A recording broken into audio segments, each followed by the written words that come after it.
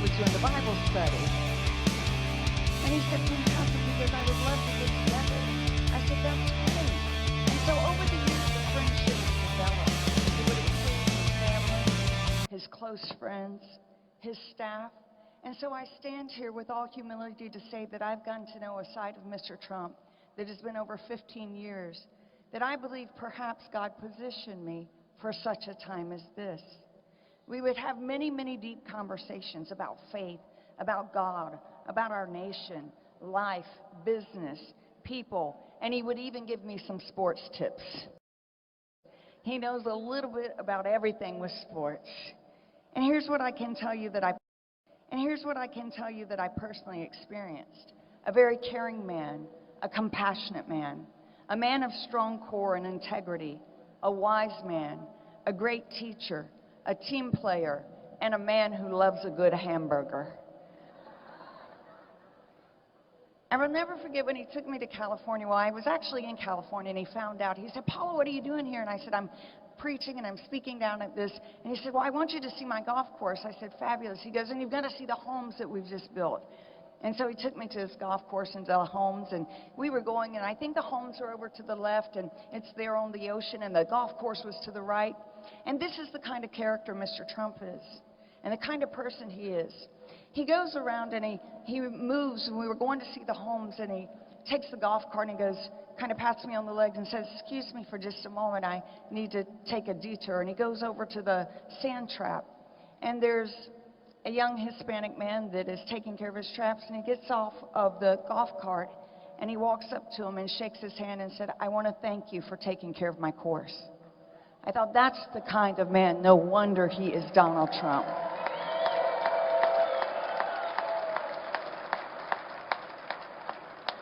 This is long before a presidency. This is long before a general election. This is the man that I've known for almost 14 years.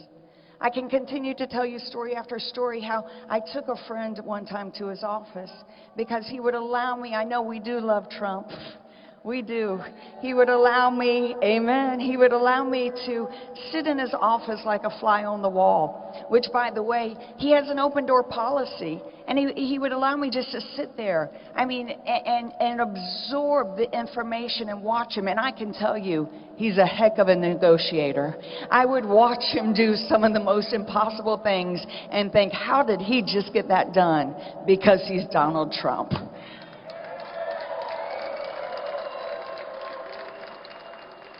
I took this friend up because she was hanging out. She goes, I would love to meet Mr. Trump. And I said, Mr. Trump, can I bring a friend over? And so her name was Deborah, and she walks into his office. She goes, Paula, what does he do? What does she do? And I said, she's got a ministry to the prostitutes in Texas, and she goes out on the streets. And next thing I hear is, Rona, Rona, and he's calling his staff. And he picks up the phone immediately, and he writes a very large check to support her ministry. Never was asked, but that's the kind of man Donald Trump is.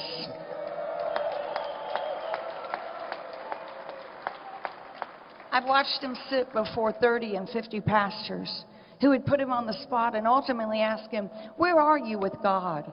Are you saved? And emphatically, always, it was yes. This is a man of strong faith and strong character. I'll never forget, I'll tell you one last story, and then I'll share a little bit about us from the faith community and our concerns. The first time that I went up and met Mr. Trump in New York, he took me to a restaurant for lunch called Jean-Georges. Now, I'm from Tupelo, Mississippi, and I came out of a trailer, and God ordered my steps, but God takes what other people would call trailer trash, and he recycles and makes great treasure, which means little people can do big things.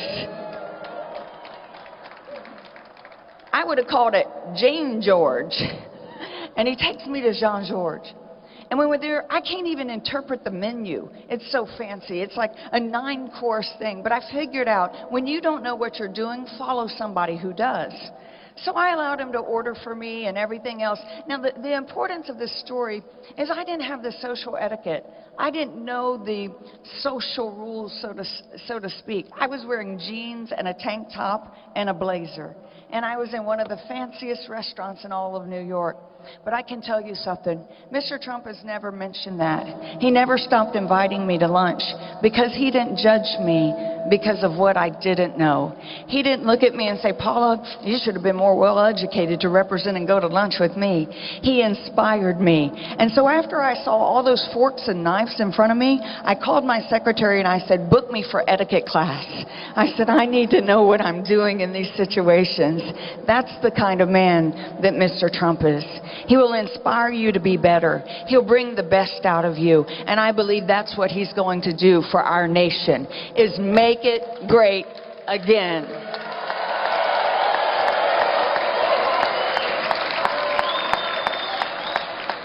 When you look at the fruit of his life, you see his fingerprint in his children. As I said, 14 years is not 4 months or 4 years. But I've known his children for years. The people around him, the longevity of relationships. In fact, I don't think anyone in a position in his office has changed. They've been there 20, 30, some 40 years. His ability to overcome and never give up. When it comes to faith, most evangelicals are deeply concerned about the following issues: our religious freedom, a clear understanding of religious liberty protection. This is important to us, that we want to be able to do life, family, church, college, seminary, religious life without the influence from the government. Currently, government overreach is destroying our ability to practice our faith according to our own conscience. I hope I get a big amen on that one. And Christians and believers have deep concerns that wholesale persecution is coming to the faithful in the United States. Mr. Trump is absolutely committed to protect our First Amendment, which should include the right to practice our faith, express our beliefs, and share our faith without personal reprisal or persecution. Part of making America great again would be to allow freedom for Christian expression. Mr. Trump stands for our shared values: to uphold sanctity and dignity of life, freedom of all kind, regardless of race, gender, ethnicity, or socioeconomic status, to solve poverty and issues among those that need it the most, to forge our partnership with Israel. These are private meetings that I've been in with him, and I can tell you the heart and the character of Mr. Trump. To appoint judges who will uphold our laws, protect our Constitution, and protect rights of all Americans.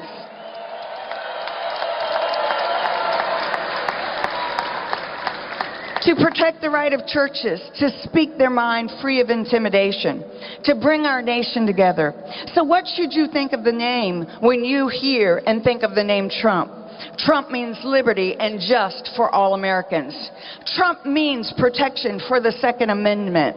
Trump means safety for the unborn. Trump means prosperity for every American. Trump means you're fired to the Washington elite that have tried to tell us what we should believe. Trump means justice in the Supreme Court. Trump means peace of mind for pastors who want to preach God's truth without fear. Trump means game over to illegal immigrants.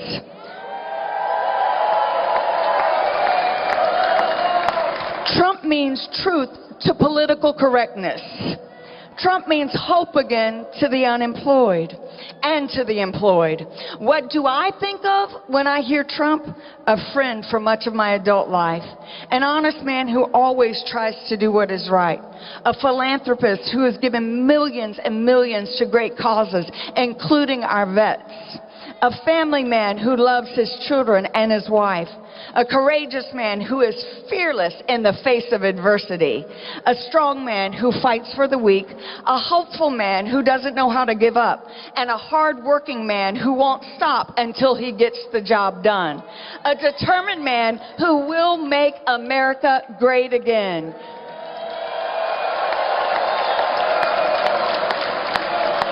And in conclusion, Tampa, the city that I love, to do nothing is to do something. We must activate those who we are connected to and who are influenced by us and get them out to the polls.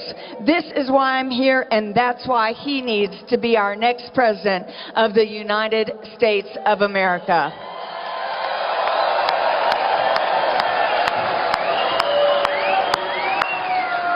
Thank you, Pastor White. Let's give her another big round of applause. Pastor White.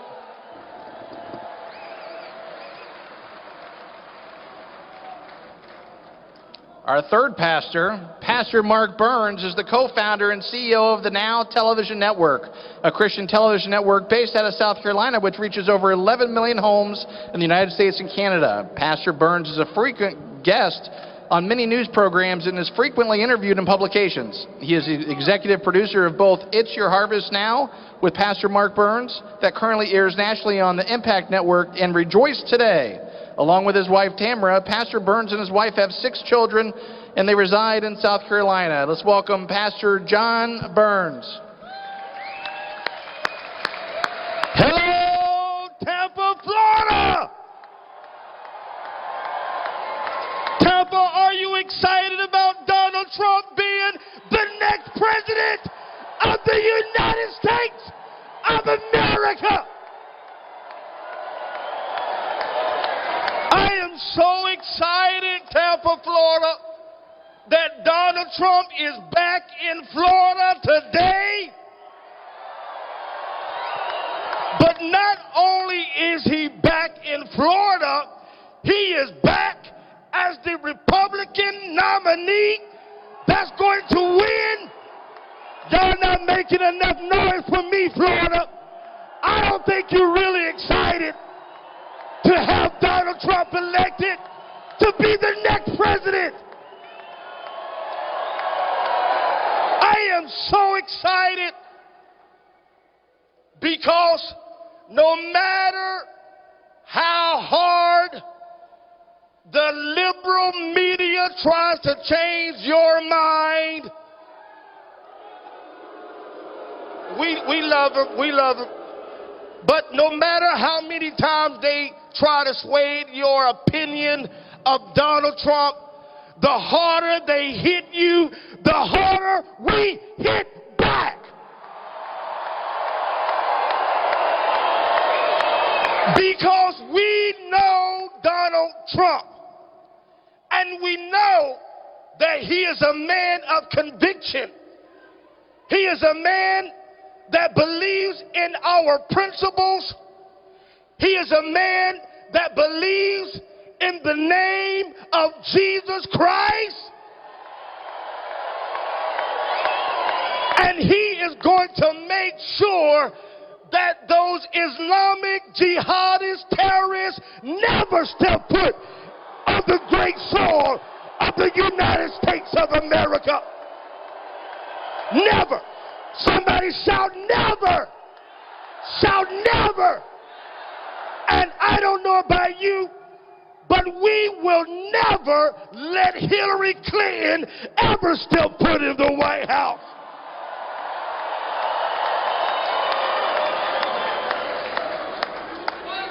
And the thing, I love you, Florida. But the thing that I truly despise about Hillary Clinton, she tries to call Donald Trump the racist. She's the racist. She's the racist. Because the Democratic Party has been doing everything they can to separate us, divide us, so we can hate each other and not love each other.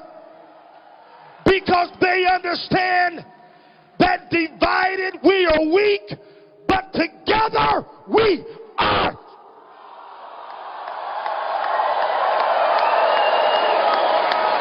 Because I have said it across this country that there are no white people, there are no black people, there are no Hispanic people, there are no Asian people, there are no colors that separate us, but the only colors that matter is the colors of the red, white.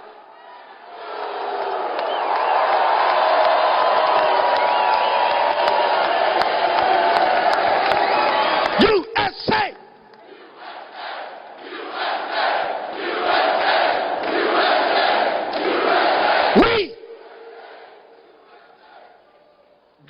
Donald Trump is uniting the party. And we together are going to march into Cleveland as one people, as one voice, as one strong party, and we are kicking Obama and the Hillary administration out of the White House for good. Somebody shout never again. Shout never again. Will we ever allow a candidate to treat our veterans as wrong as the Democrats and the Obama administration has?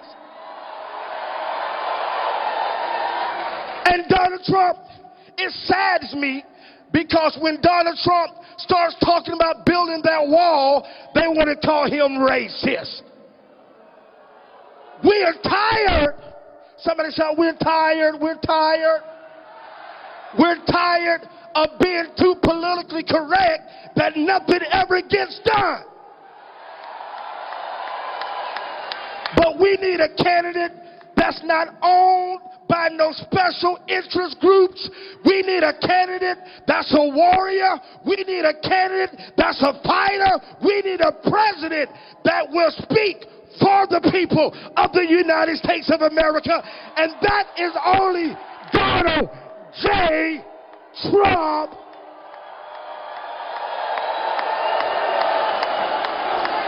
Hillary is a racist.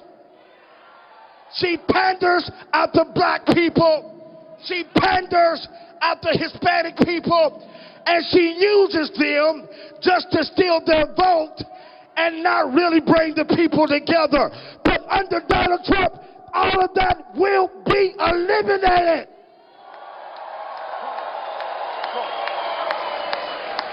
Donald Trump is going to build that wall of America, and who's going to pay for it?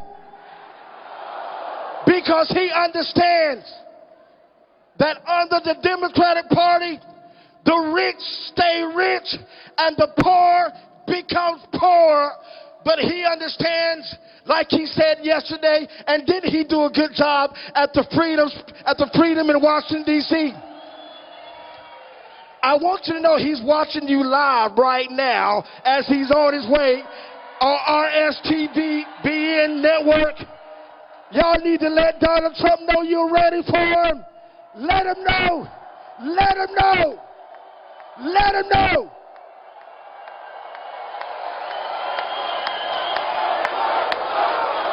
Trump, Trump, Trump, Trump, Trump, Trump. We are electing a man in Donald Trump that believes the Second Amendment will never be touched under his administration. Never. Never. Shall never. Because the Democrats want to make us weaker, and I am tired of us focusing on the colors that divide us. But we've got to start focusing on the colors that unite us, and that is only the red, white, blue of America. Because when we're together, ISIS will never step foot on this great soil.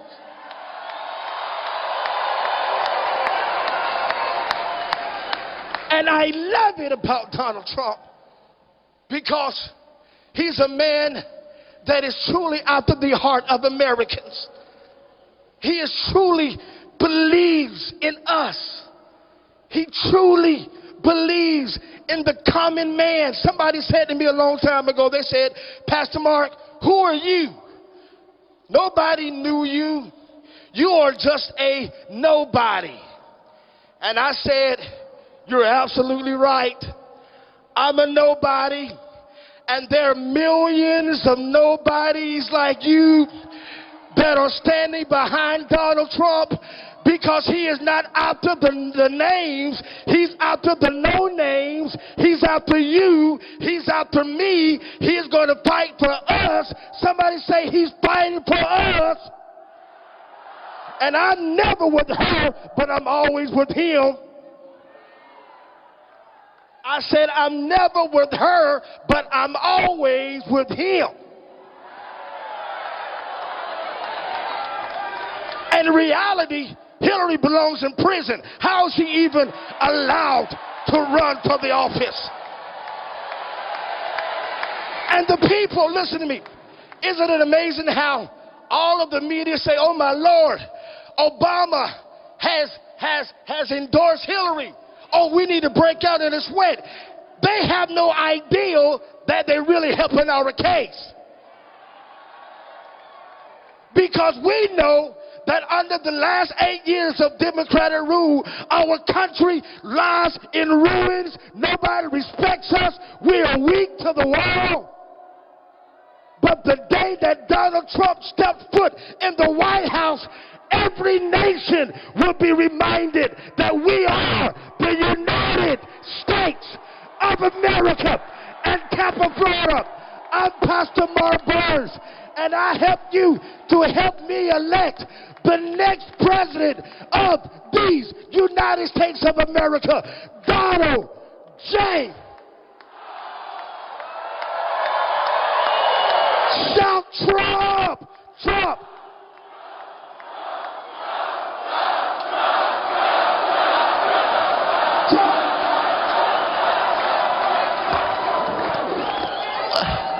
Let's give Pastor Burns another reception.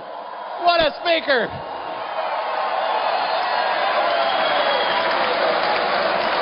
I wouldn't want to go after him, but our next speaker is a congressman from northern Florida, and he could be considered a giant killer because he is the one who led the coup against Speaker Boehner. He's the one who ran against Boehner when he first ran and won. He's ranked the 8th most effective congressman in the United States. He's a conservative champion across the board, small businesses everywhere else. Let's give a warm Tampa welcome to Congressman Ted Yoho. Thank you. Wow. Hello, Tampa. How are you doing? Warm Tampa welcome. I appreciate Pastor Burns coming up and warming you guys up, doing my warm-up act. I was told to come out here and calm you down. But I ain't going to do it. It's not my nature. God bless you for being here and standing up to make America great again. God bless you all. How you doing today? I hope you're doing great because we live in the greatest nation in the world, and there's nobody not doing great in this country because it is the United States of America. How many veterans out here are spouses of veterans? Raise your hands. God bless you. It is the United States of America. How many veterans out here? God bless you. Because without the sacrifice, dedication, and commitment to this great nation, we would not have the liberties, the freedoms. Our Constitution would not stand for what it does. This flag would not stand for what it does around the nation. We would not have the right to assemble, to rally, to come here and support a person who will be the next president of these United States of America, Donald Trump.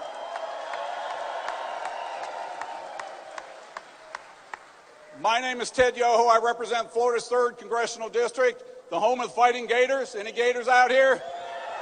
Go Gators! I see we got some great Seminole fans too. My background is I'm a veterinarian, worked for 30 years as a veterinarian, made my living on the south end of a northbound horse or cow, if you know what I mean. And I had never been in politics, told I didn't need to go to politics, knew nothing about politics. We should leave it to the people that had been there for the 20 and 30 years, the establishment. You know what's funny is I felt the same way you did. And so we started a grassroots movement, and we got on the ballot. We ran against a 24-year incumbent that had $2.5 million in the bank. And guess what? I'm here, they're not. And that kind of reminds me of another person. They said, you have no experience, you have no business going there, you don't have a chance, and you don't have a prayer. Do you know anybody like that? They're saying. But I think he has proved them wrong. We stepped out on faith. Mr. Trump stepped out on faith, and they got the belief of the American people. They got the belief of you right here.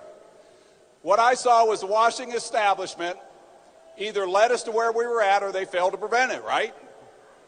And the only way you're going to change Washington is to send different people there. And I was as different as they came. And it was funny, when I got up there, I heard, well, we've been working on this problem for 20 years. We've been working on our debt for 30 years. We've been working on immigration for 30 years. I said, you ever think about fixing it?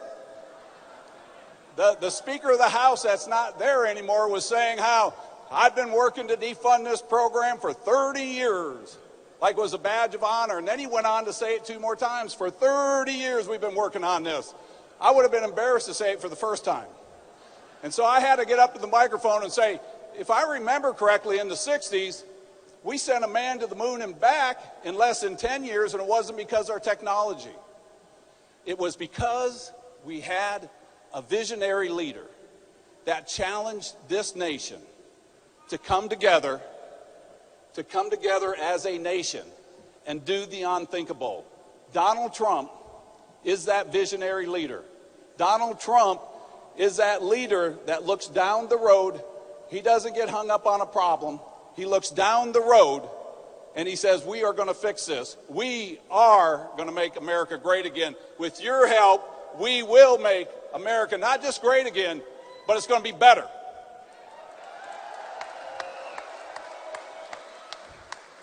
And I also, when I'm in D.C., I hear the establishment does this and the establishment does this, and you should do it this way. And I said, well, how's that been working? And then I hear people like President Obama or Hillary Clinton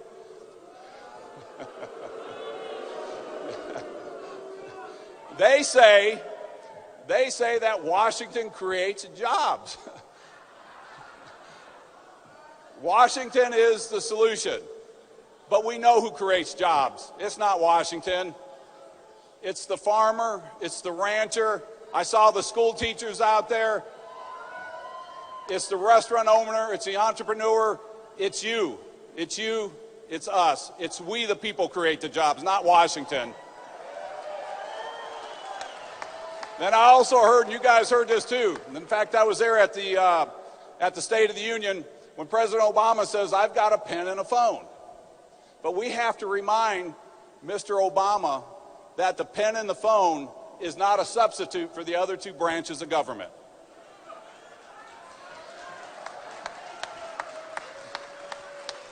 And Mrs. Clinton, give me a break.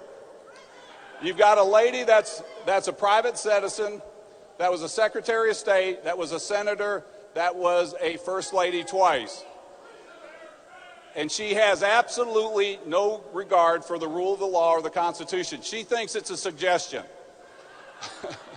We can't, as a nation, afford this. And again, I stand here proudly to support Donald Trump. You stand here proudly to support Donald Trump. And it's time we take our country back. And the way we're going to do that is go to the polls, invigorate everybody. You guys have done a phenomenal, incredible job of igniting the base of people that have never voted before because they see a hope and an improvement of this country. And it is about to make this country not just great again, but better. And Donald Trump is the man that's going to lead this charge. And we're going to go out there and make him president. God bless y'all. Let's give it up for Congressman Ted Yoho, the giant killer.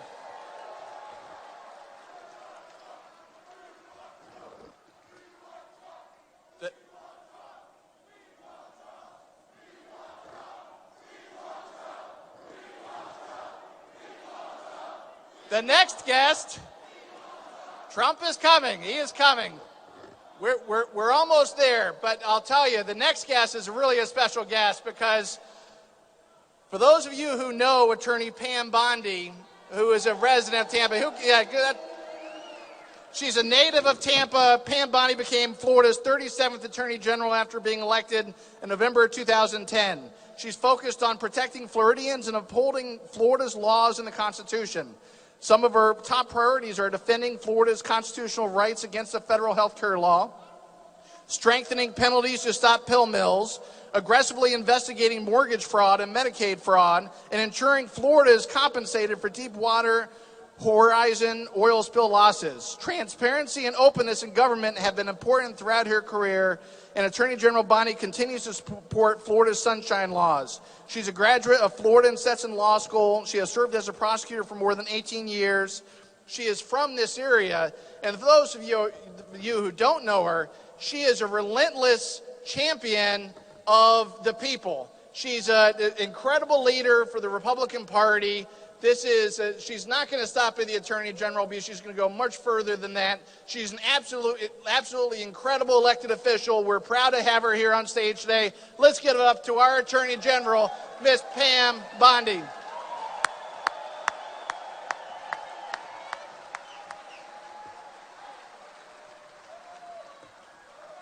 Good morning. Are you ready to hear our next president speak soon? Well, let me tell you, I have devoted my life as a prosecutor to public safety, to keeping our communities safe, our families safe, our kids safe.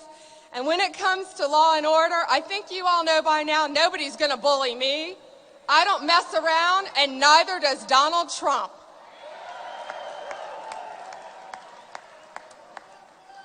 Donald respects our military. He respects those on the front lines fighting for us. He respects our law enforcement officers and everyone here at home who risk their lives to keep all of us safe every day. And to all of you here who wear that uniform, know one thing: Donald Trump's got your back.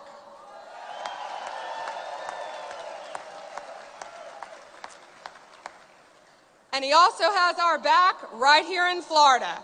Not only will he talk about states' rights, but he will defend a liberal Washington who is determined to take our states' rights away. And now here's something pretty important.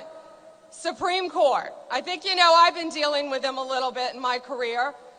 Within the next presidency, we have a potential of 4 United States Supreme Court justices. Not only would that change our lifetimes, the lives of our kids, our grandkids, but generations to come. Donald Trump has already shown us his choices. People committed to preserving our freedoms, our liberties, and our Second Amendment rights.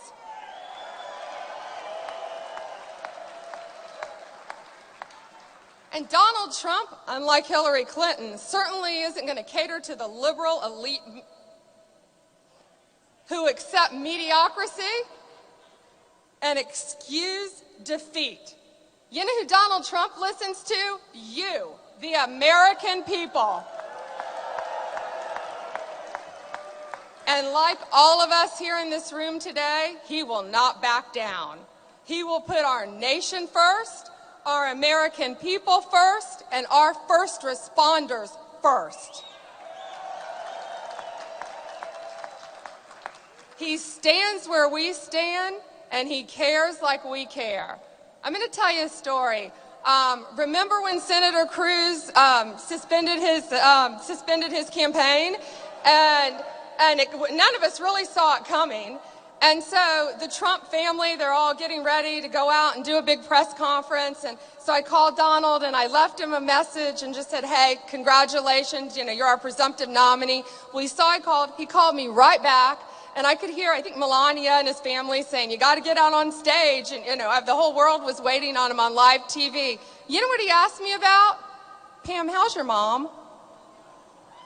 I love your mom. How's your mom? That's the Donald Trump I know. That's the Donald Trump who loves his kids. And I could talk for hours about how special his children are. So, we've got Hillary Clinton who wants to build a wall around herself to protect herself from the FBI. And then we have Donald Trump, who is going to build a huge wall. That's why 16,500 Border Patrol agents have endorsed Donald Trump. And you know why we all care? Because here in Florida and across our country, we are fighting a war on drugs, cocaine and heroin that is flowing into my state and killing our kids. Hillary Clinton wants to defend a nuclear Iran deal. Can you believe that? Really? Where Americans pay billions of dollars to protect a nation who supports terrorism? Donald Trump's got a real simple answer, doesn't he? Let's hit him where it hurts. Their pocketbooks and their oil fields. Hillary Clinton dodges questions about what happened in Benghazi. Donald Trump says, bring it on. You know why? Americans deserve to know. The families who lost their loved ones, I see a great veteran in our front row, deserve to know. We deserve to know answers what happened to our heroes. Hillary Clinton defends a broken DC system that makes us weaker, more timid, and more in debt than ever. Donald Trump is fighting to make America stronger, more fiscally responsible, and safer.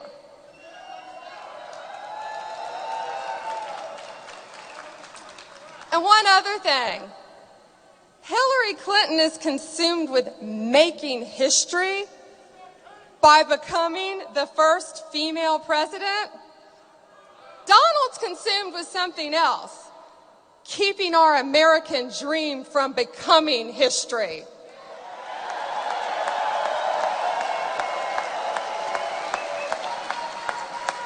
And soon the entire world will hear our message. America is back, bigger, bolder, stronger than ever. Led by an American ready to make that a reality. Our friend Donald Trump.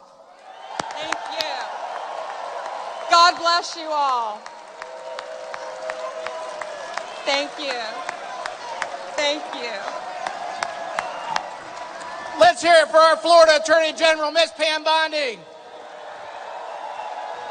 Are you ready to hear Donald Trump? Are you ready to have America start winning again? Are you ready for a wall to be built?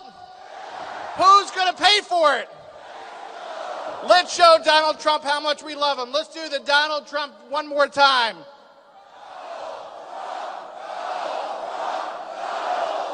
God bless everybody.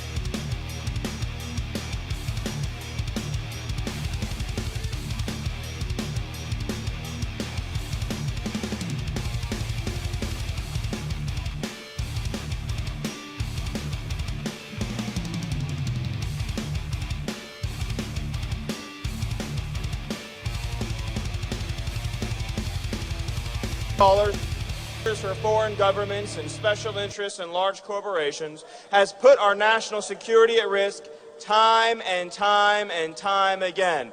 Did you all hear about how Hillary Clinton put on a nuclear security advisory board one of her donors? Did you hear about this story? Now, this person didn't have any experience at all in nuclear security. Let me ask you a question. Can we vote for someone who will put the security of the United States up for sale? Now, Hillary Clinton also has a record. She was Secretary of State. How did Hillary Clinton do in Libya? How did she do in Syria? How did she do in Iraq? How did she do in anywhere that she touched? How did she do with Russia? How did she do with China? Can anyone name one place in this world that is better because of Hillary Clinton? Now, you have another person running for president who has a very different record. In his business life, he's created tens of thousands of jobs in some of the most iconic structures in the world. You have somebody who doesn't believe that Wall Street runs America, but believes that you, the people, run America. And here are some of the things that Donald Trump is going to do for you. He's going to put a wall on the southern border. He's going to bring back our manufacturing jobs from overseas. He's going to stand up to countries that cheat us and take advantage of us and take our jobs and take our wealth. He's going to make sure that every kid in America can have a safe community. He's going to put you, the parents, in charge of our schools. He's going to stop the reckless importation of refugees to put American security first. And he's going to spend all the money that is being spent right now on open borders, and he's going to spend it on rebuilding the American country. Because he thinks it's time, folks, that we put jobs and wages and security and prosperity for the American people first.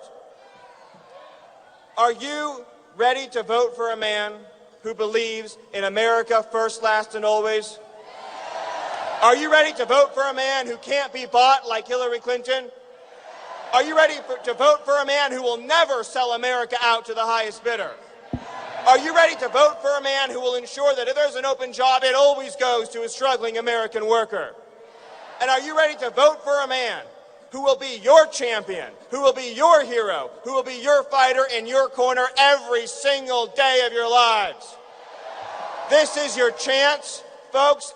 This is your chance to take that lodestone off America's back, to cast it aside, and to rise as a stronger, more unified country. Can you see the opportunity that lies ahead of you, and are you willing to embrace it? Are you willing to tell the special interests to take a hike, to get lost, and to never come back?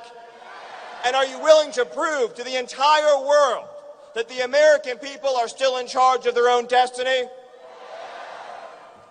Then I ask you one more time, and I want you to shout so loud that they can hear you, all the way in D.C., that everyone who betrayed you, everyone who let you down, everyone who said you didn't matter, everyone who said your children don't matter, your border doesn't matter, your country doesn't matter, all the people who let you down and put you down, I want you to shout so loud that their conference tables tremble. Are you ready to send a message in November? God bless you. God bless this state, and God bless the United States. Thank you all. Ladies and gentlemen, please welcome the #1 jobs governor in the United States, the governor of the great state of Florida, Rick Scott.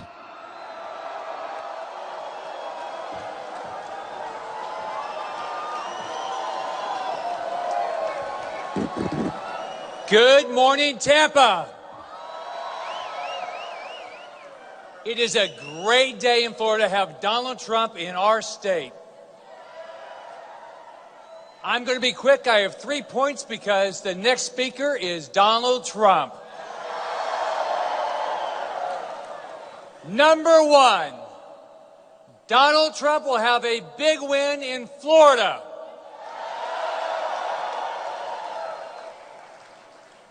This is very similar to 2010. I was a business person, an outsider. I said, we have got to change the direction of this state. We've got to stop the incompetence that is going on in this state. Donald Trump will do the same thing nationally. We need a big change. The polls said I couldn't win. The pundits said I couldn't win. The same thing happened to Donald Trump. But why did we win in 2010? And why is Donald Trump our nominee? Because of you. You went out and voted. So come November, Donald Trump won't just win Florida, he will have a big win across the entire United States.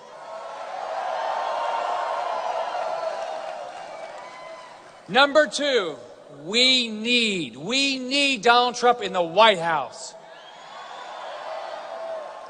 We know we've got to change the direction of this country. Think of what happened in this state. In the 4 years before I got elected, Charlie Crist lost 832,000 jobs. Home prices dropped almost 50%. Almost 50% of the homes in the state were underwater on their mortgages. But you, the citizens of Florida, have added 1,094,000 jobs. We did it by cutting taxes 55 times, cutting regulation. We now have the second lowest taxes per capita at the state level in the country. But who is our common enemy? Washington, D.C.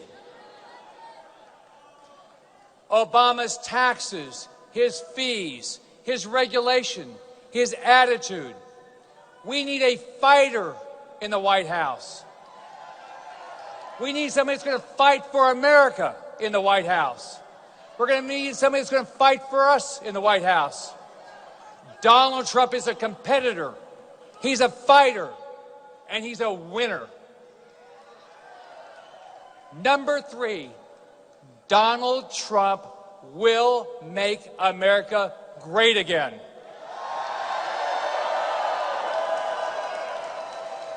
We are a nation of wonderful people, entrepreneurs that want to build great businesses.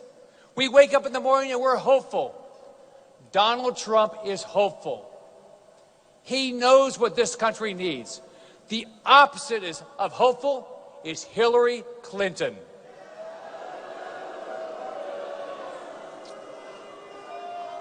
Hillary Clinton believes in Barack Obama's big government liberalism.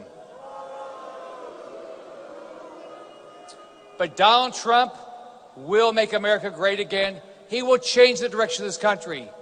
So now it is my distinct opportunity and honor to introduce a fabulous father, a committed husband, a savvy business person, a devoted leader, somebody who will build and take care of our military, somebody who will make America great again. The next president of the United States of America, Donald Trump.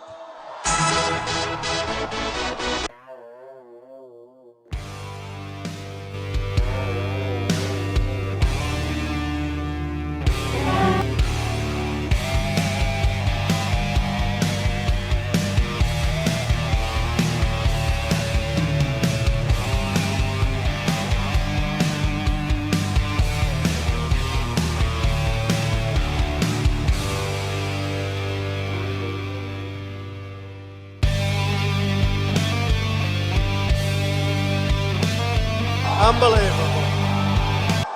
Well, I want to start by thanking, Rick, he's done an amazing job as your governor. He's done an amazing job, and he's a great guy, and I want to thank Rick. And I want to thank Pam. She has been an incredible source of inspiration for everybody in this room. So I want to thank Pam and Rick and everybody else that's been here, and the support that we've had in Florida has been incredible. Very important state. Number one, I'm here. I'm always here.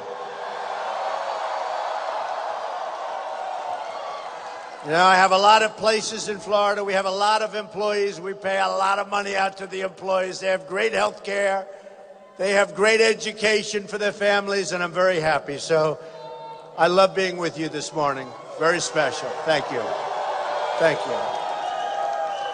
You know, it's a little bit different world. I'm just watching the television, the news, and in France, they have all sorts of problems. They have this massive soccer tournament. They don't know whether or not they can even hold it.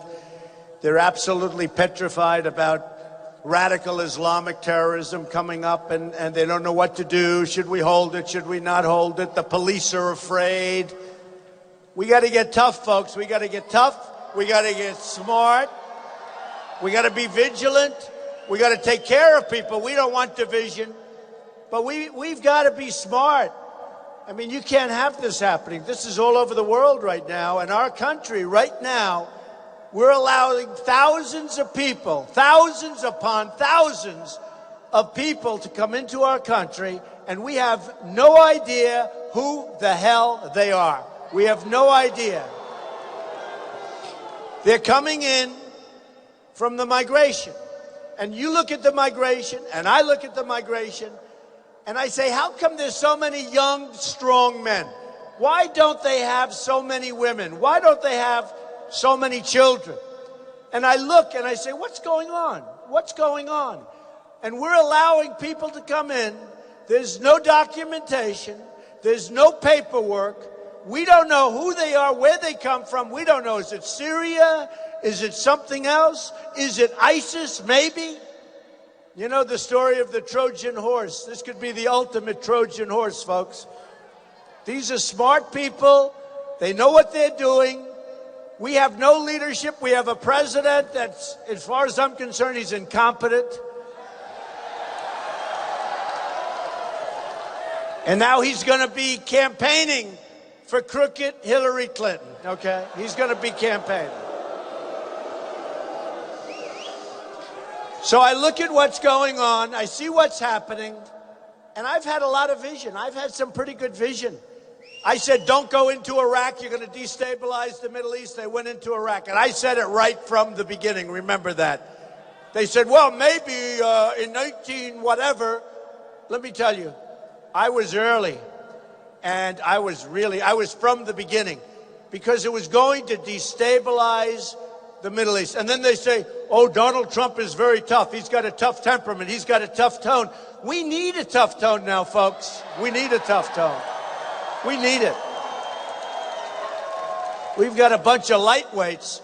You know, Hillary Clinton was saying the other day, temperament. That's her whole thing, temperament. You know, number one, I built an unbelievable company, a great company. I filed papers with federal election. You don't build companies like that unless you have the right temperament, believe me. But Hillary Clinton, they just came out with a book. A Secret Service agent was with her for a long time. Said she's a total mess. A mess. She's not qualified to be president. You know who said that? Bernie Sanders said that Hillary Clinton is not qualified to be president.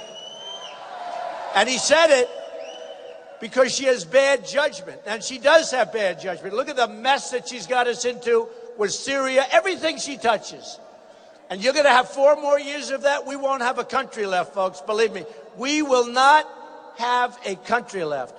Not to mention the Supreme Court. You got to remember, the Supreme Court. Hello.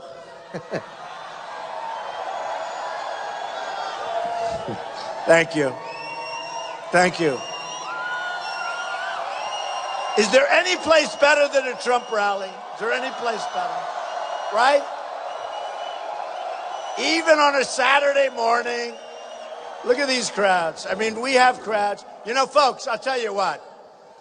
Look, here's a Saturday morning in Tampa. We could be doing other things, right? There are other things to be doing. And you look at the crowd.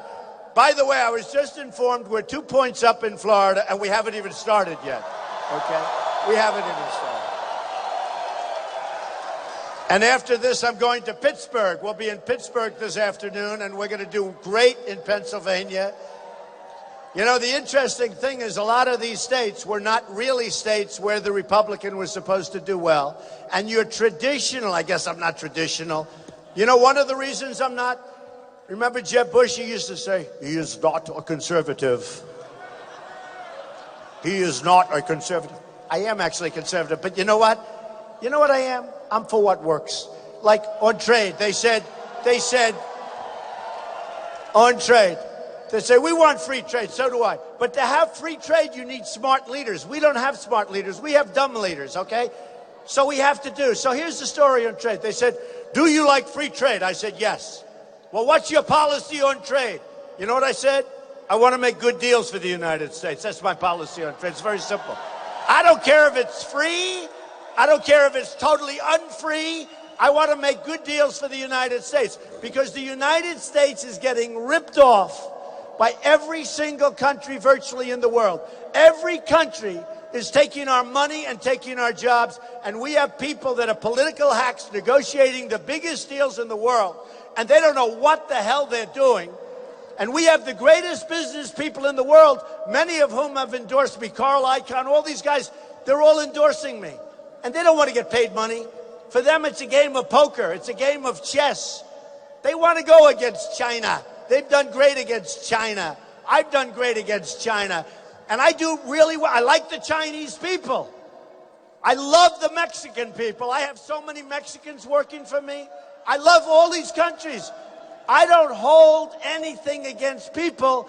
I hold it against our leaders for being so totally, grossly incompetent because they don't know what they're doing. And you look at these trade deals, and you look where China, as an example. Hey, look, the biggest bank in the world is a tenant of mine in a building in Manhattan from China. I sell condos to people from China for a tremendous amount of money, tens of millions of dollars. I love these people. I love these people. I own the big chunk of the Bank of America building in San Francisco, comes through China, through an indirect, wow, you're very complicated, but through China.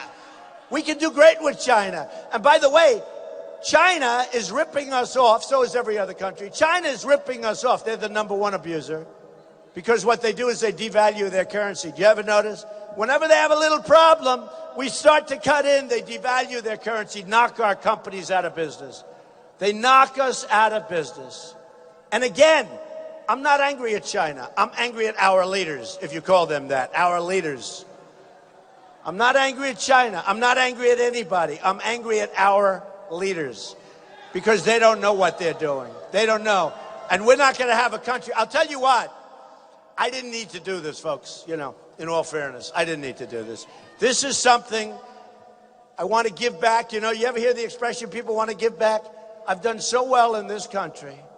It's been such a great country. I love the people of the country now more than ever before. You know, we have a movement going on, folks. I mean, look at this room, this massive room. At this time, what time is it? Yeah, I mean, it's like in the morning. Look at this room. And it's like this no matter where we go. We give 1 day's notice. Yesterday we gave 1 day's notice. We were in Virginia. 1 day's notice. The place, I mean, we have thousands and thousands of people. And it's called, listen to this, it's called a movement. We are part of a movement. And, you know, in many, many years, I was on the cover of Time magazine. All these years, I work and work. I was on the cover of Time magazine, I think once or twice, right? For years, 35 years. That's not so bad, once or twice, cover of Time. Now the last 6 months, I think I'm 4 or 5 times. Is it crazy? So it shows you, no, it shows you how important it is. It's like the other day, I woke up, I look, I say, what's that? It's the cover of Time magazine. It's my picture. I didn't even know I was going to be on the cover. Because you know what happens? We have something going that's so special, that's so big, that's so important. Pundits are saying, many of them, it's the single greatest political movement that they've seen ever in this country. Ever in this country. And we're going to win the race. You know, one thing they was talking about before, a number of states, I don't know if you saw with New York, I won in a massive landslide. We won Pennsylvania in the primaries in a massive landslide. They were all landslides. Connecticut was so great. We won that in a massive landslide. They even used the word, they hate to use it, with me. If it was Bernie Sanders, they'd say it was a massive landslide. Not so long ago, I had 17,000 people at an event. Bernie, at a different location, had 3,000 people, which is a lot of people, 3,000 people. But I had this massive crowd. I think it was 17,000. And they said, Donald Trump is here tonight, and he's discussing what he's discussing. You know, let's all fall asleep. And they go, huh? And he goes, Donald Trump talked about this. And then, okay, back to you in New York. And then the guy from Bernie Sanders is here tonight. He's got a massive crowd of 3,000 people. And I'm saying, I don't believe it. I have 17,000 people. They don't say it. And by the way, the cameras, they never scan the room. Every time, no, it's true. They never scan the room. Very dishonest people. They're very dishonest people. But they never, the only time they scan the room is if there's a protester, because that's a bad thing, they think. But I love my protesters. We love our protesters, right? We're going to get, many of those protesters are going to end up, believe me, a lot of the protesters that you see, they're going to end up voting for Trump. Believe me. When they learn how crooked Hillary is, they're going to end up voting for Trump. And a lot of Bernie Sanders people, you know, he got a rigged system. Now, I used to say the Republican system was rigged, and it is. It's impossible. It's almost impossible for a guy like me. You know, I was establishment. I shouldn't say it. Everyone's going to leave if I say that, but that's okay. I was like the ultimate establishment guy. Campaign contributions. I was very popular. They'd call me, hi, Mr. Trump, we're having a golf outing. I'd always say no thanks, but I'd always send the check. But I was like an establishment person. And then once I said I'm running, they said, what the hell, he's running? And all of a sudden he became the outsider of all outsiders.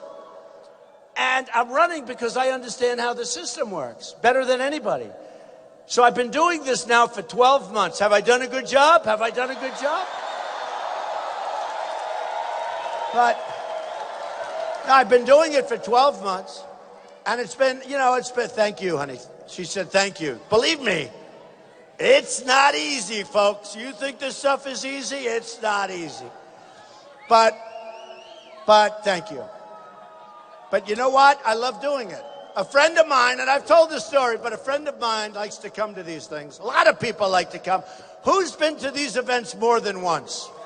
I'm telling you, a great, great musician said Trump is the best in the world, and he doesn't have a guitar, meaning we get the biggest crowds, and I don't play a guitar. Who else does this without a band or without a musical instrument? Believe me. It's a lot easier with an instrument. But look. We have something happening that's so important. And in November, we have to do such a good job. Now, it's early. We're just starting the process. Most people say, don't even bother campaigning right now. It's June.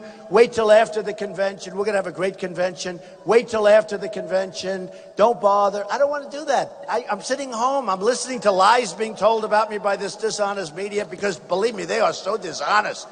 So dishonest. Man.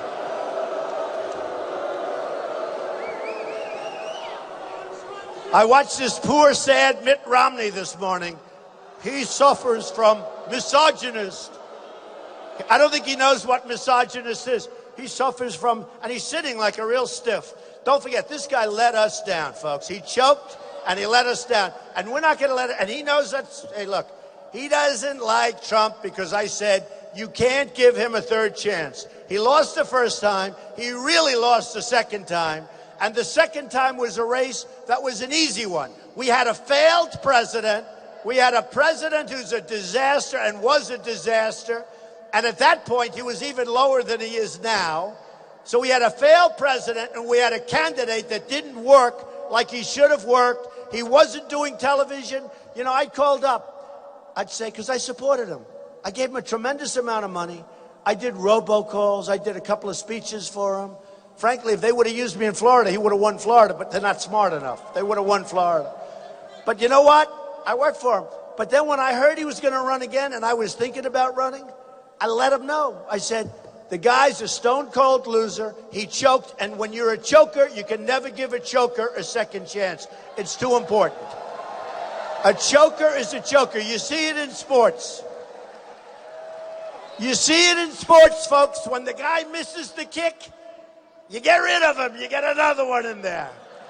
They miss the big shot, you get them out of there, folks. I don't know. That's the way I feel. We couldn't take a chance. You know, so I backed John McCain, and he lost. And his was a tough situation because, frankly, I'm not sure Abraham Lincoln could have won that speech with what was going on. But I backed John McCain, and he lost. I backed Mitt Romney, and he really lost.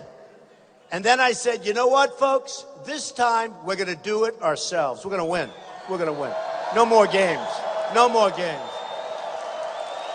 No more sitting there saying, I think he's a racist. I am the least racist person that you've ever met, believe me. The least racist person. I get a call yesterday as an example. Street smart guy, but very street smart. Don King, you know Don King, the boxing promoter. And Don King said, Donald, I'm endorsing you for president. Now, you think Don King, and he knows me well, you think he's going to endorse a racist, okay? So, you know, it's a sad situation when people, but you know, we're going to win. But if it ever happened where I didn't, I go off into the sunset, folks. Good luck in 4 years. You go off into the sunset. You don't sit there jealous and sick to your stomach. You go off. We have a war to win against a very crooked politician named Hillary Clinton, okay? I don't want to waste a lot of time trying to defend ourselves against these phony people that are, I don't know, they've got something. But I watch the level. The Republican Party really should get their act together. They have to come together. We got to win. And if for no other reason, the Supreme Court, remember that. For no other reason. Now, I always say most importantly is defense. We got to protect our country. We have a military that's totally depleted. You all saw on Fox and on CNN, they did separate reports where our great pilots, these are these great young people, and now they're not as young because they've been, one of them there for 18 years, and he said, you know, when I came in, this equipment was beautiful, new, nice. Now he's flying the same equipment, and it's old, and it's tired. Fighter jets. These are the fighter jets. This is the United States. And the fighter jets are old, and they have no parts for them. They're so old.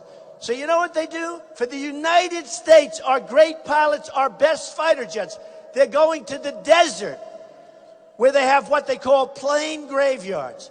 And they're going to museums where they have these, they're in museums, they're so old. And they're taking the parts from the museum, and they're taking the parts from the graveyard, and they're putting them on the fighter jets, and then our young people, men and women, are getting in these planes, and they're flying planes and being shot at. That's not going to happen anymore, folks. That's not going to happen anymore. We're going to build up our military. And don't forget, when Crooked Hillary says Donald Trump temperament, she's got the bad temperament. And remember what the Secret Service agent said. She's a total mess. She's unstable. She's unstable. And she can't be president. That's what they said. So she uses the thing about Trump's temperament. Look, we need strong temperament. At first I was going to say, oh, but I have a good temperament. That's not a question. I have a strong temperament. I'm the one who didn't want to go into Iraq. Remember that. You know, all these people saying Donald Trump is tough. They talk about the trigger, right? The nuclear trigger. Well, let me tell you, I'll probably be the last one to do it. I hope to God we never have to do it. Because that is a disaster. But I'm the one that didn't want to go into Iraq. Now, I was a civilian, so nobody really cared that much. I was doing my deals. I mean, you know, it's not like, oh, Mr. Trump, what do we do? But I'm dated back, way back, where I was saying, no Iraq, you're going to destabilize the Middle East. And by the way, everything I said happened. Everything I said. It all happened. The Middle East is destabilized. I said, Iran is going to take over Iraq. That's exactly what happened. Because you had two powers that were identical in terms of military strength. And they'd fight with each other for decades. They'd go 10 feet, 10 feet, 10 feet, rest. 10 feet, 10 feet. Gas would be thrown by Saddam Hussein. The world would go crazy. then Iran throws a little gas, then they rest. And this went on for decades, right? Then we knocked the hell out of one of these two nations that hated each other. And remember this about Iraq. Iraq has among the biggest oil reserves in the world. So not only did we give Iran one of the great deals of the century when our very, very incompetent Secretary of State, John Kerry, grossly incompetent, this guy never got up from the table once to walk. How do you make a deal with people? And they're great negotiators, the Persians. They're great negotiators. How do you not get up once, twice? And I used to hear what they're doing. I used to follow it. I love it. You know, deals, I love deals. I mean, frankly, any deal, I love deals. But here's one that was so obvious. And they'd say no. And we'd say, well, we'd like to have this. No. Oh, okay. How about this? No. Okay, we agree. And then the guy goes into a bicycle race. He's 73 years old. He wants to be in a bicycle race. He breaks his leg. He's walking around like, can you believe, in the middle of the biggest negotiation, he goes into a bicycle race. He breaks his leg and he's incapacitated. And then a few weeks later, he walks in on crutches. And you know what they're saying to each other? How dumb is this guy? How dumb? This is the kind of people we have. And we have the prisoners. And they're over there. And that negotiation should have never, ever started unless those prisoners were released before it started. And the first meeting should have been with John Kerry or anybody saying, sorry, folks, we cannot do this negotiation as long as you are holding our hostages. We can't do it. And they'll say, no way, we're not going to do it.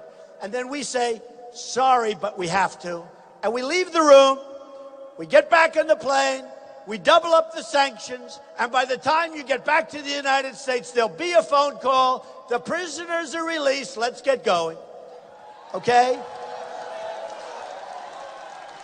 I wanted two big things in that. First of all, anything nuclear, if you can make good deals on nuclear, that's a good thing, I have to say. I'm all for deals. But they got to be good deals, not bad deals. We make bad deals. We don't have anybody to make good deals. We don't have people that are smart. We don't have deal makers. We have political... I won't say it. I won't say it because I'll get in trouble. You know, when I use a slightly off word, slightly off, when I call this really bad senator, she's done nothing. She's done nothing. She said she's Native American. And I said, Pocahontas. It's Pocahontas. And somebody said to me, one of the media, Mr. Trump, would you apologize? I said, yes, I'll apologize. To Pocahontas, I will apologize.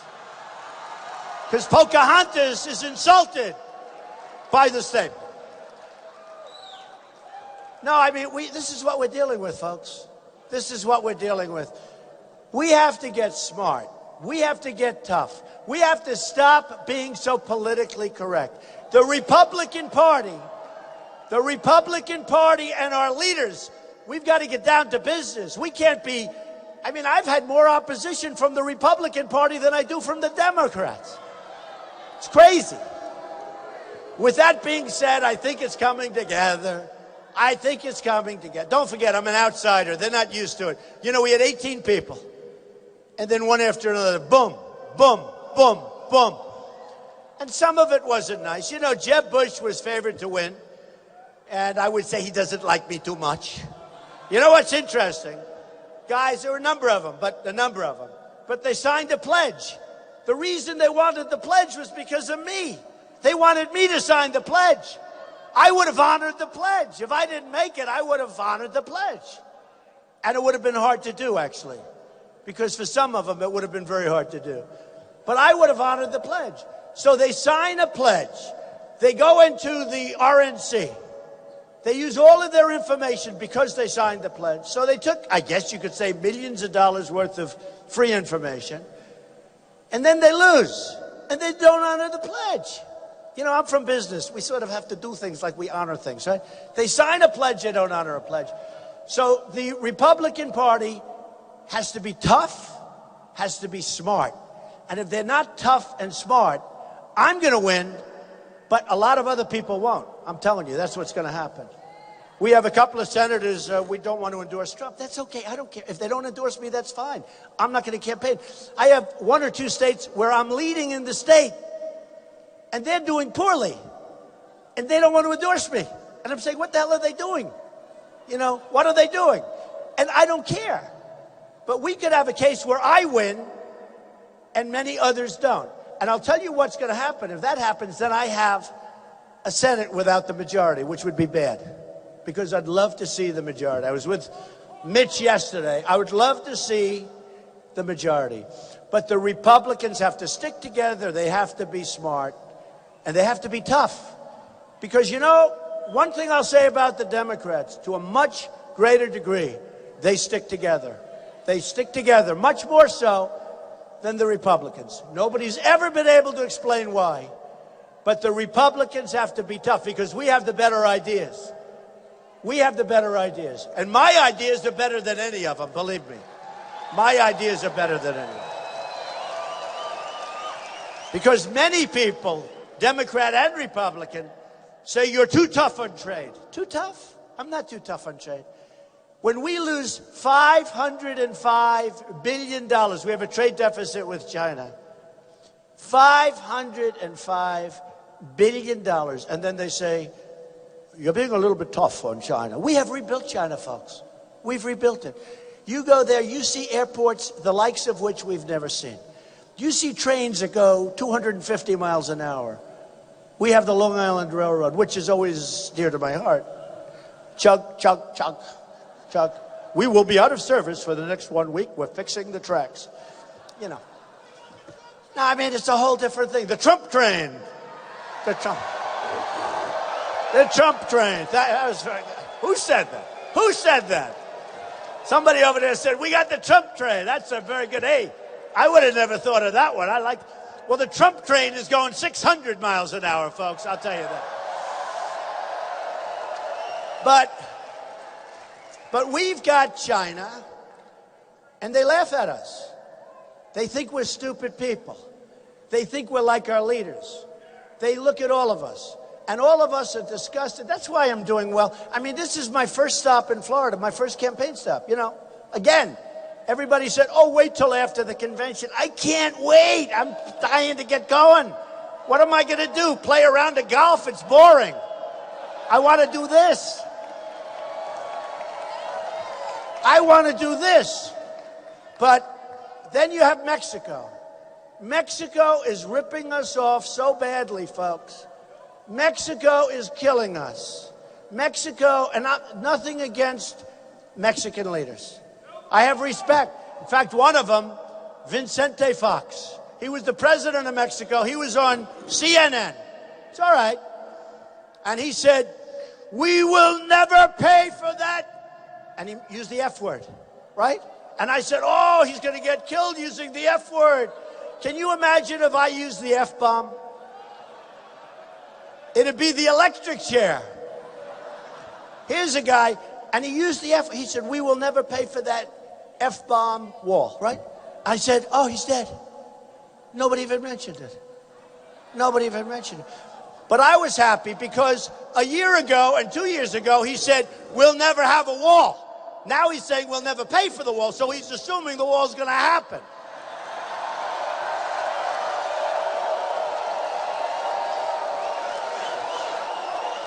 And just...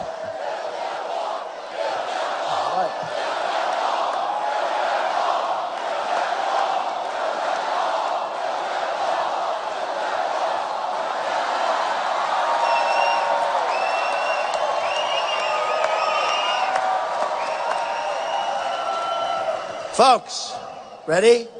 America first. Very simple. America first. It's America first.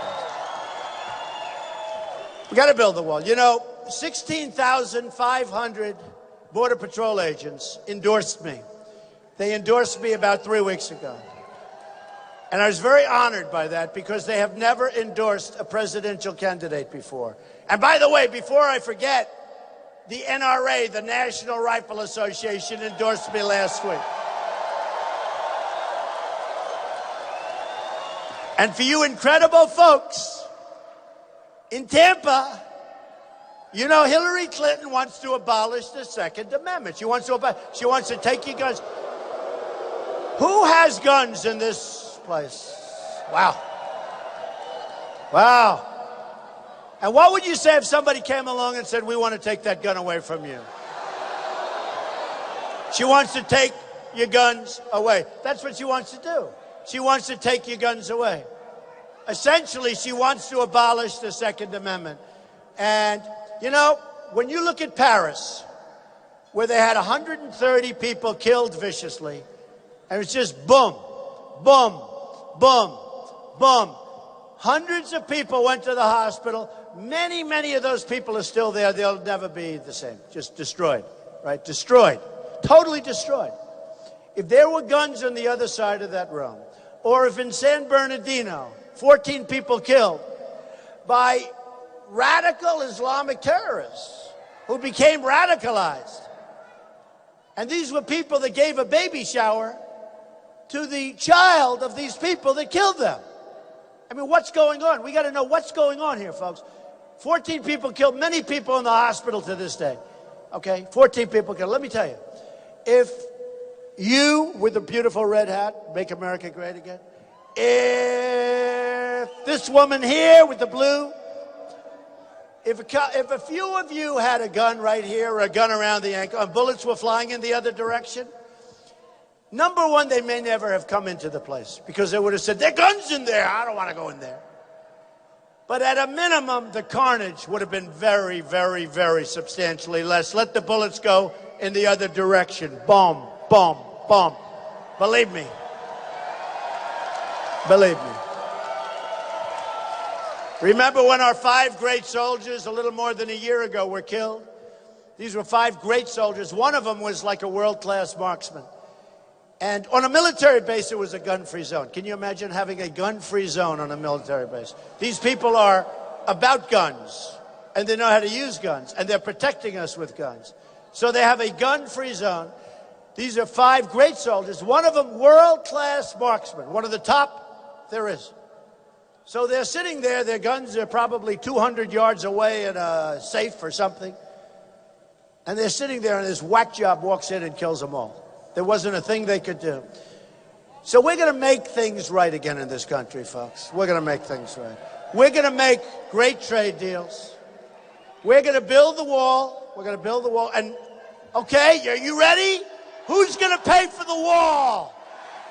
Better believe it. You better believe it. So, and we're going to end up having a great relationship with Mexico. We're going to end up having a great relationship with China. Mexico will pay for the wall. You know, when I was on the stage with the debates, I didn't know what I was getting. I never debated professionally before. Many of these politicians, that's what they do. That's what, you know, it's all talk, no action stuff. So that's what they do. They debate. They don't get anything done. They debate. So I went on every single poll of every single debate. And I have to, when I say this, all this, you know, sleazy people back there in the press. So I have to be careful. But when I debate, every single debate, every single poll. Now you have Drudge, a fantastic guy. You have Time Magazine. You have Slate. You have all these different polls. You know, there are polls now for everything. They have a poll for everything. No matter what it is, if you go to the bathroom, they have a poll. How many times in a day? But they have a poll for everything. And every single poll of every single debate, they had me winning the debate. Is that good? Is that good? Every single. And, which was a great honor. But when I look at it, and here's the thing, I was center stage in every debate. You know the way guys kept falling off the ends? You know, they kept falling off. I said, Jeb, you're not going to be here much longer. You're pretty far down there, Jebba. You're not going to be here much longer, Jeb. You got to get tougher, Jeb. I don't think he's going to endorse me. Do you, folks? I don't think so. Who the hell cares? Who cares? But, and by the way, I'm very nice to a lot of the people that I won against. I don't even use the word that I've defeated. I want to be nicer than that. because some of them are good. I mean, Rick Perry is an example, governor of Texas, very good guy. I always liked him. But he became very vicious in the debate. And he actually went to the Washington Press Club and did a beautiful job. He did a speech, and he did a beautiful job. And he said, Donald Trump is a cancer on the Republican Party. I said, man, that's tough. Whoa. And it was, like a half an hour of this stuff. And then he was off. I was very tough on him, by the way. But he was off. I mean, don't I have a right to be with that? So he was out. Then he came back, didn't call me. And he said, I endorse Donald Trump. And he's maybe the smartest person ever to run for president. How about that? What a difference. What a difference. What a difference. And I called him and I thanked him. And I understand it's politics and it's tough stuff. But I appreciate when people are respectful. And, you can lose and you show respect. But I appreciate it. And we have some good people. We had some good people on that stage. And we have some great people in the Republican Party.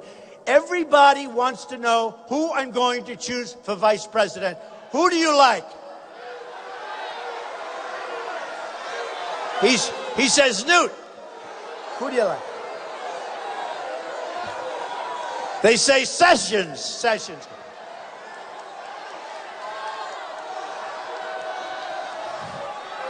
He says Condi Rice. Who else? Who do you like?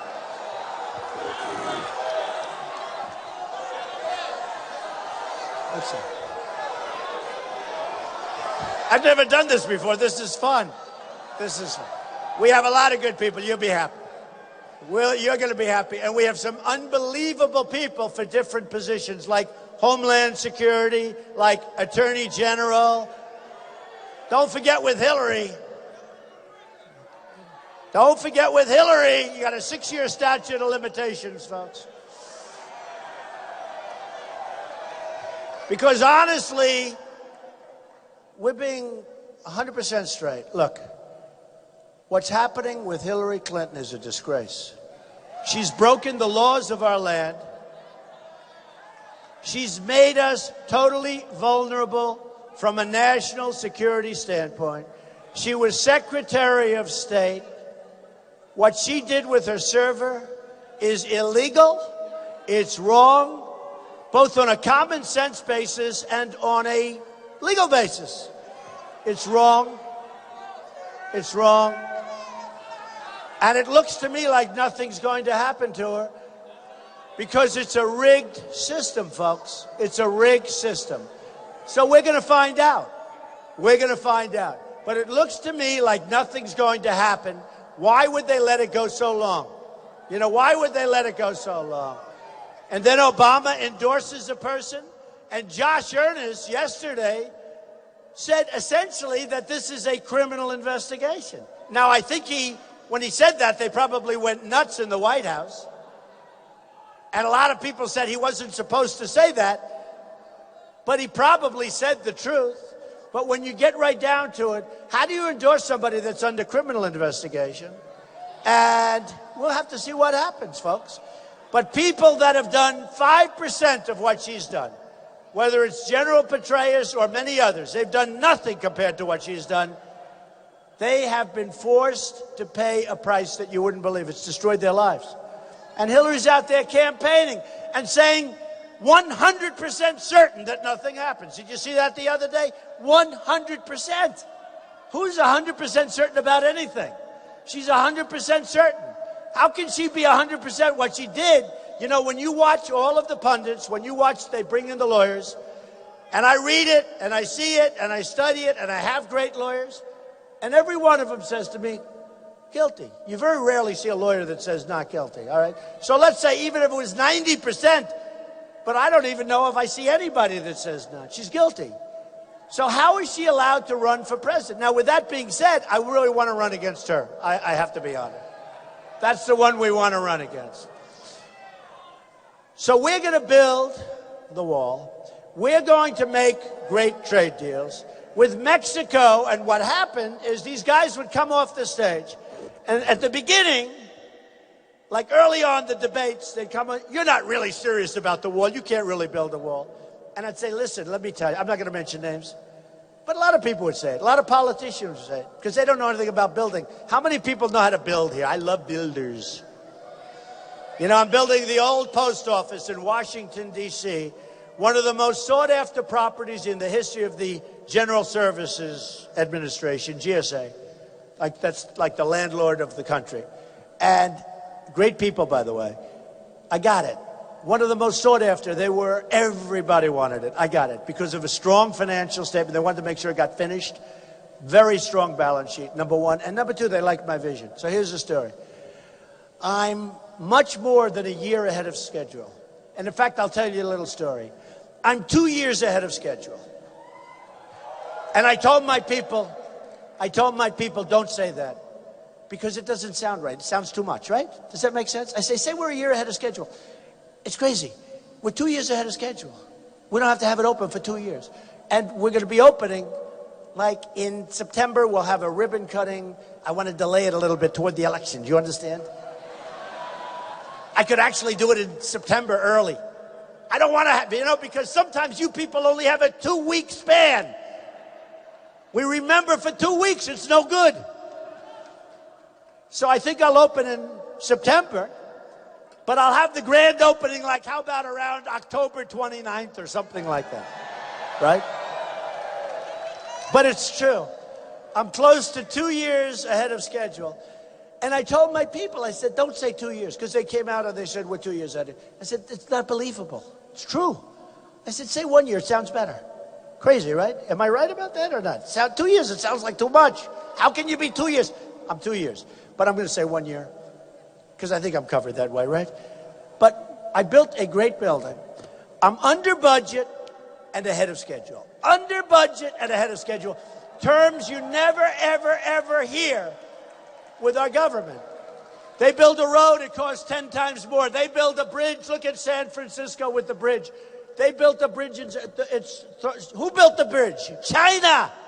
China built the bridge. Right? San Francisco, way, way over budget. China, you think China made a couple of bucks on the bridge? Oh, I don't think so. Nobody knows that stuff. That's what I'm best at. Can you imagine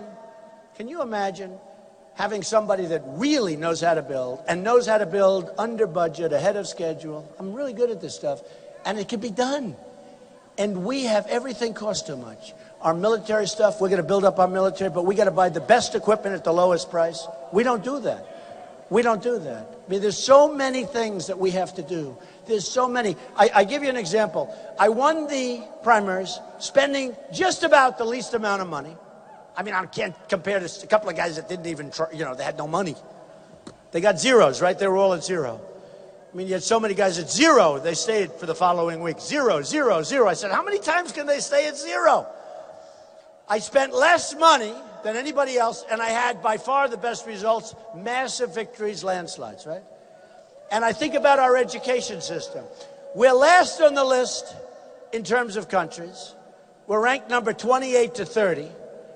And you have Norway, Denmark, Sweden, China, Japan. They're the top countries. But we're ranked last, or close to last, and yet we spend the most. So just so you understand, with me, I spent the least and I have the best result. In education, isn't that what we want? Okay, isn't that what we want? So in education, we spent the most. We spend the most money per pupil in the world by a factor that there is no second place. There is no second place. So this is what we want to do. First of all, we're getting rid of Common Core. We're going to bring education local, okay? Obviously, it doesn't work. Obviously it doesn't work. But I want to thank everybody. This is a great honor. I'll be seeing you a lot. I'll be here so much. I'll be in Florida. I'll be with you so much over the next 5 months that you're going to say, please keep him the hell out of Florida. He's driving us crazy. He's driving us crazy. But seriously, look, we have a big task. Winning Florida is absolutely imperative. You don't win Florida, they say it's over. But I think I'm going to win a lot of states that nobody ever thought about, because we're getting numbers that are incredible in states that no Republican really would think about.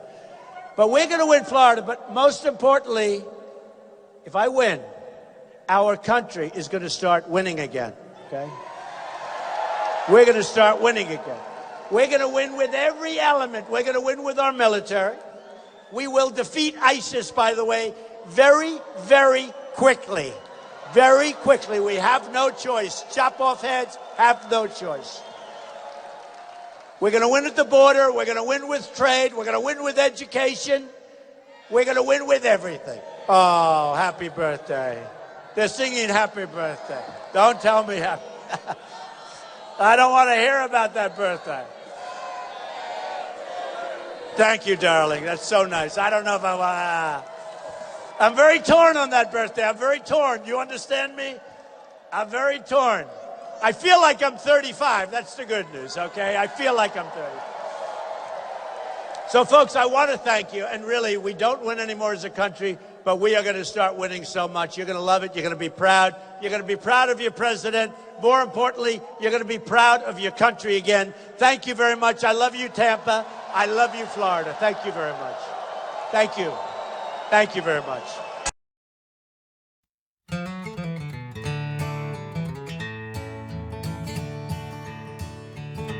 In recent years, this country's gone to hell,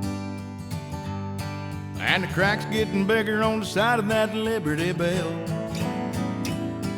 Well, Clinton, Obama, and the Democratic crew sure did a number on me and you. It wasn't my vote, you can blame yourselves for that. But we got a chance to turn things around if you get your butt up off the ground and understand we're all gonna have to work. This big old country was built on sweat, and if we're gonna make it great again, you're gonna get wet. But the first things first, we all gotta vote for Trump. Vote for Trump. Donald Trump. Donald Trump. And to hell with the rest, he'll get us over the hump. And down the road, we'll all go, and the wall will get built by Mexico. But first things first, we all gotta vote for Trump. He understands the working man, tells the truth that we can understand. If you don't like it, you can all just kiss our ass. Kiss our ass.